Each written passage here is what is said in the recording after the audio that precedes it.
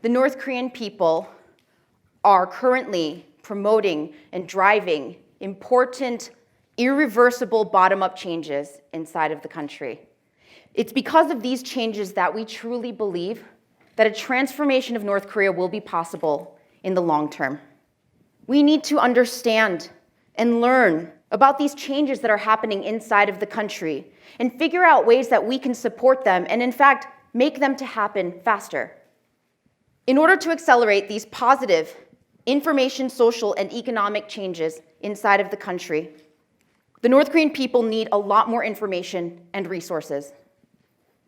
Tens of thousands of North Korean refugees currently live today in the US, South Korea, throughout Europe, and even in Canada. And these North Koreans are playing one of the most important roles in this issue. They are playing the role as a metaphorical bridge back into North Korea, a role that you and I can't play. It's estimated that of the 26,000 North Korean refugees that have resettled in South Korea today, about 50% of them, half of them, are keeping in touch with their families still inside the country. And we heard from our North Korean speakers about how they're talking to their families. It's through these illegal Chinese cell phones that have been smuggled into the border regions. Using Chinese cell phone networks, they're able to get in touch with their families, talk to them, contact them. This is an important line of communication. We heard how important word of mouth is inside North Korea. Information is being sent into the country because of these illicit networks and this ability to talk to the outside world.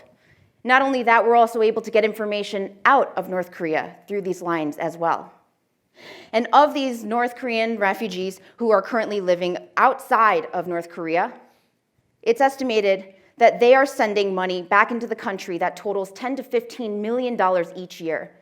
This money is so important. It's not only fueling the grassroots economy inside North Korea, this money enables family members to be able to support themselves, to buy the goods and food that they need, to protect their families, to bribe security officials, maybe even to invest in some entrepreneurial market activities or smuggling business.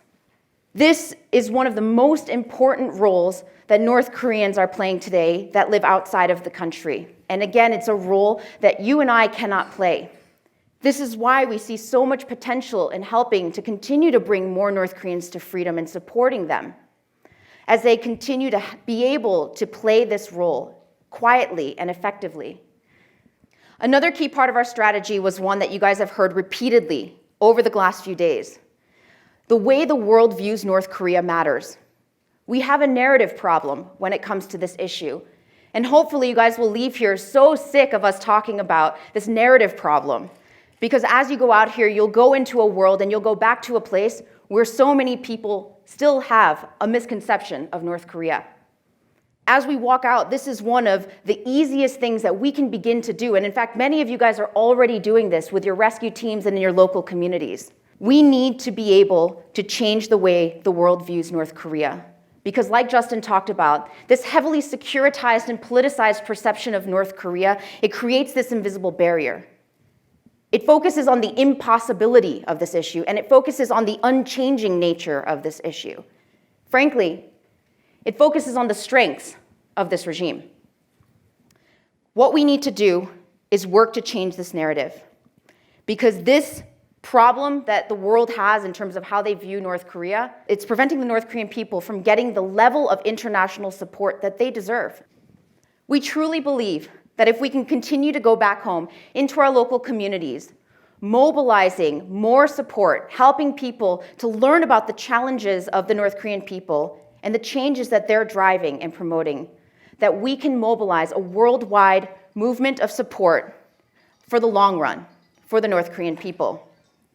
Many of you guys might be familiar with this. This is not just a nice sounding phrase. This is a call to action.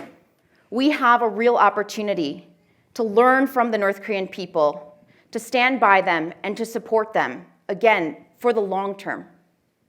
I'm sorry to say there is no silver bullet solution to this issue, and that's the reality. We don't believe in prescribing a pathway to how this reality of liberty in North Korea might come about. But the most important thing that we believe is that in the end, the North Korean people should be the ultimate owners and drivers of this change in their own country. North Korea is not the hopeless, unchanging tragedy that it's been portrayed as for so long. But the North Korean people are driving very important information, economic, and social changes inside of the country. Our opportunity is to come alongside them and to support them in accelerating these changes. So this is why we're here. We want you to join us. We want you to help us in mobilizing a worldwide movement of support for the North Korean people. What we can do as we leave here is not only to support North Koreans and helping more to reach freedom, helping them in their resettlement, helping them to be more effective agents of progress as they continue to keep in touch with their families inside, sending money back to their families. Also going out and changing the narrative on this issue, helping more people to have a different perspective. There are very real opportunities that we have to be a part of changing this issue. Ultimately, we believe in the North Korean people.